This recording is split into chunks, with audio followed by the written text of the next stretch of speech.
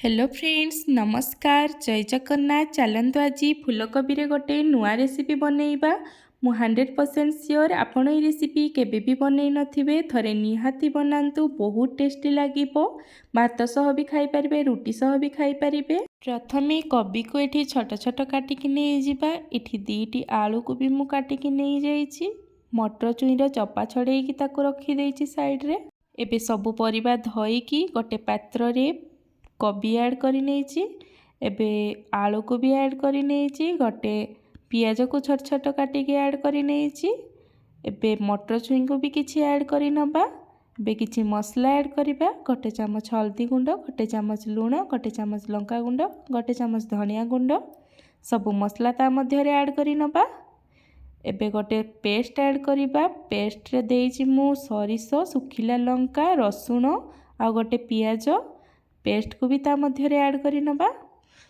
एबे अल्प टिके पानी ऐड करिबा एबे कटा होइथिबा कंचा लंका ऐड करी नबा।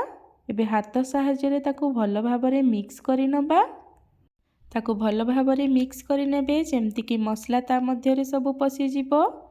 एबे सेथिरे किछि पानी ऐड करी नबा जेमति कि परिबा सब बुडी जिवो सेतिकी पानी ऐड करिबे बेसी पानी ऐड करिबेनी। ताकू भलो भाबरे आउ थरी मिक्स करी नबा। एबे ताकू हाई फ्लेम रे 5 मिनिट पाखापाखी गैस रे बसई देबे टिके फुटी आसिले ताकू लो करी देबे। फुटुथुबा समय रे गोटे चामच पाखापाखी सरसो तेल ऐड करी नबा। परिबा टिके सिजी आसिला परे एबे दीटा कटा टमाटर ऐड करी नेछि टमाटर मात्रा आपण चाहिले कम किबा बेसी करि परिबे तापरे ताकू भलो भाबरे टिके मिक्स करी नबा। एबे तरकारी भलो भाबरे फुटी आसिलानी देखंतु एई तरकारी रे बहुत तेल कम आ मसला भी बहुत कम यूज हेले भी एई तरकारी बहुत टेस्टी लागे थरे निहाती ट्राई करंतु। एबे पानी पूरा मरी आसिलानी पानी को पूरा मरी गला परे ही तरकारी रेडी हबो पूरा सुखला सुखला रखिबे खाइबा पाई बहुत टेस्टी लागिबो।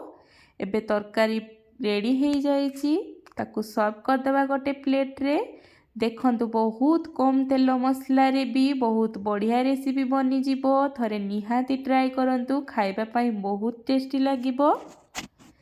फूलकोबी रे ही खाली बनी जाउछि घरे थिबा जिनिस रे। वीडियोटी भल लागिले लाइक शेयर और सब्सक्राइब